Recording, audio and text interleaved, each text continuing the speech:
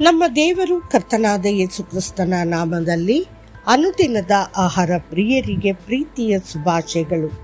2024 August ತಿಂಗಳ 28ನೇ ತಾರೀಕಿನ ಬುಧವಾರದ ದೇವರ ವಾಕ್ಯವು, ಸೃಷ್ಟಿಕರ್ತನು ಭೂಮಿ ಆಕಾಶಗಳನ್ನು ನಿರ್ಮಿಸಿದ ಯೆಹೋವನಿಂದಲೇ ನನ್ನ ಸಹಾಯವು ಬರುತ್ತದೆ. ಕೀರ್ತನೆಗಳು 121:2.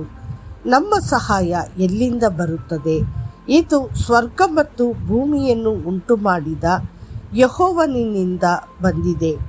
ಆತನು ಮಾತ್ರ ನಮಗೆ ಸಹಾಯ ಮಾಡಬಲ್ಲನು ಮತ್ತು ಬೇರೆ ಯಾರೂ ನಮಗೆ ಸಹಾಯ ಮಾಡಲಾರರು. ಆತನು ಎಲ್ಲ ಪ್ರಯೋಜನಗಳನ್ನು ಮತ್ತು ಆಶೀರ್ವಾದಗಳ ಮೂಲವಾಗಿದ್ದಾನೆ. ಆತನು ನಮ್ಮ ದೀನತೆಯನ್ನು ಪರಿಗಣಿಸಿ ನಮ್ಮನ್ನು ಮೇಲಕ್ಕೆತ್ತಿ ಮತ್ತು ಉನ್ನತೀಕರಿಸುವವನು, ಮತ್ತು ನಮ್ಮ ಕಣ್ಣುಗಳು ಅವನ ಮೇಲೆ ಮಾತ್ರ ಕೇಂದ್ರೀಕೃತವಾಗಿವೆ. ಯಜಮಾನನ ಕೈಯನ್ನು ದಾಸನ ಕಣ್ಣುಗಳು, ಯಜಮಾನಿಯ ಕೈಯನ್ನು ದಾಸಿಯ ಕಣ್ಣುಗಳು ನೋಡುವ ಪ್ರಕಾರವೇ ನಮ್ಮ ಕಣ್ಣುಗಳು ನಮ್ಮ ಯೆಹೋವ ದೇವರನ್ನು ನೋಡುತ್ತಾ ಆತನ ಕಟಾಕ್ಷವನ್ನು ನಿರೀಕ್ಷಿಸಿಕೊಂಡಿವೆ. ಕೀರ್ತನೆಗಳು 123:2. ಇದು ಸ್ವರ್ಗ ಮತ್ತು ಭೂಮಿಯನ್ನು ಸೃಷ್ಟಿಸಿದ ದೇವರು. ತಾಯಿಯ ಗರ್ಭದಲ್ಲಿ ನಮ್ಮನ್ನು ಸೃಷ್ಟಿಸಿದವನು ಅವನೇ. ಆತನೇ ನಮಗೆ ಸಹಾಯ ಮಾಡುವವನು. ಭೂಮಿಗೆ ಅಡಿಪಾಯ ಹಾಕಿದವನು ಅವನೇ. ಪ್ರವಾದಿ ಯೆಶಾಯನು ಹೇಳುತ್ತಾನೆ, ಭೂಮಿಯು ಯುಗಯುಗಾಂತರಕ್ಕೂ ಕದಲದ ಹಾಗೆ ಅದನ್ನು ದೃಢವಾದ ಅಸ್ತಿವಾರದ ಮೇಲೆ ಸ್ಥಾಪಿಸಿದ್ದಿ. ಕೀರ್ತನೆಗಳು 104:5. ಕರ್ತನು ಹೇಳುತ್ತಾನೆ, ನನ್ನ ಕೈ ಭೂಮಿಗೆ ಅಸ್ತಿವಾರವನ್ನು ಹಾಕಿತು, ನನ್ನ ಬಲಗೈ ಆಕಾಶವನ್ನು ಹರಡಿತು. ನಾನು ಕರೆದ ಕೂಡಲೇ ಅವೆರಡು ಸಿದ್ಧವಾಗಿ ನಿಲ್ಲುವವು. ಯೆಶಾಯ 48:13.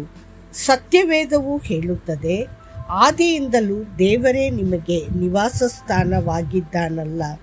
ಸದಾ ದೇವರ ಹಸ್ತವೇ ನಿಮಗೆ ಆಧಾರ. ಆತನು ನಿಮ್ಮೆದುರಿನಿಂದ ಶತ್ರುಗಳನ್ನು ಹೊರಡಿಸಿ ಅವರನ್ನು ಸಂಹರಿಸಿರಿ ಎಂದು ಆಜ್ಞಾಪಿಸಿದನು. ಆದ ಕಾರಣ ಇಸ್ರಾಯೇಲರು ಆಕಾಶದಿಂದ ಮಂಜು ಸುರಿದು ಧಾನ್ಯವು ದ್ರಾಕ್ಷಾರಸವು ಸಮೃದ್ಧಿಯಾಗಿರುವ ದೇಶದಲ್ಲೇ ಸೇರಿ ನಿರ್ಭಯವಾಗಿ ವಾಸಿಸುವವರಾದರು. ಯಾಕೋಬ್ ವಂಶದವರು ಸುರಕ್ಷಿತರಾದರು.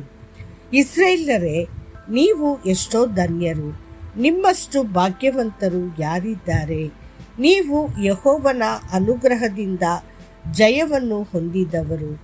ಆತನೇ ನಿಮ್ಮನ್ನು ಕಾಯುವ ಗುರಾಣಿ ಮತ್ತು ನಿಮ್ಮ ಗೌರವವನ್ನು ಕಾಪಾಡುವ ಕತ್ತಿಯೂ ಆಗಿದ್ದಾನೆ. ಆದುದರಿಂದ ನಿಮ್ಮ ಶತ್ರುಗಳು ನಿಮ್ಮ ಮುಂದೆ ಮುದುರಿಕೊಳ್ಳುತ್ತಾರೆ.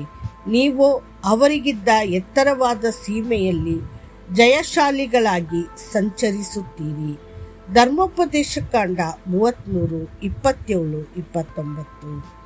ಯೆಹೋವನಿಂದ ನಿಮಗೆ ಆಶೀರ್ವಾದವಾಗಲಿ. ಆತನು ಭೂಪರಲೋಕಗಳನ್ನು ಉಂಟು ಮಾಡಿದ್ದಾನೆ. ಕೀರ್ತನೆಗಳು 115:15. ಕರುಣಾಮಯಿ ಕರ್ತನು ನಿಮಗೆ ಎಲ್ಲ ವಿಷಯಗಳಲ್ಲಿ ಸಹಾಯ ಮಾಡುತ್ತಾನೆ.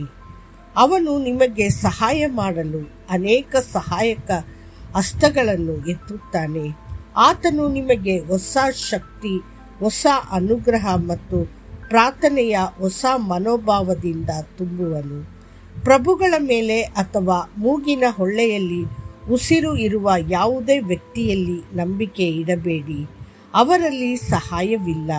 ಪ್ರವಾದಿಯಾದ ಯೆಶಾಯನು ಹೇಳುತ್ತಾನೆ, ನಿಶ್ಚಯವಾಗಿ ಗುಡ್ಡಗಳಿಂದಲೂ ಬೆಟ್ಟಗಳ ಜಾತ್ರೆಯ ಗದ್ದಲದಿಂದಲೂ ಮೋಸವಾಯಿತು. ನಿಜ ನಿಜವಾಗಿ ಇಸ್ರಾಯೇಲಿನ ರಕ್ಷಣೆಯು ನಮ್ಮ ದೇವರಾದ ಯೆಹೋವನಲ್ಲಿ ನೆಲೆಗೊಂಡಿದೆ. ಯೆರೆಮೀಯ 3:23. ದೇವರ ಮಕ್ಕಳೇ, ನಾವು ನಮ್ಮ ಸೃಷ್ಟಿಕರ್ತನಾದ ಯೆಹೋವನಲ್ಲಿ ನಂಬಿಕೆ ಇಟ್ಟಾಗ ನಾವು ರಕ್ಷಿಸಲ್ಪಡುತ್ತೇವೆ. ನೀವು ಆಶೀರ್ವದಿಸಲ್ಪಡುವಿರಿ. ಯೆಹೋವನು ತನ್ನನ್ನು ನಂಬಿ ತನ್ನ ಕಡೆಗೆ ನೋಡುವವರನ್ನು ಎಂದಿಗೂ ಕೈಬಿಡುವುದಿಲ್ಲ. ಅವರು ಎಂದಿಗೂ ನಾಚಿಕೆ ಪಡುವುದಿಲ್ಲ ಮತ್ತು ಆಶಾಭಂಗ ಪಡುವುದಿಲ್ಲ. ನೆನಪಿಡಿ, ಆತನನ್ನೇ ದೃಷ್ಟಿಸಿದವರು ಪ್ರಕಾಶವನ್ನು ಹೊಂದಿದರು.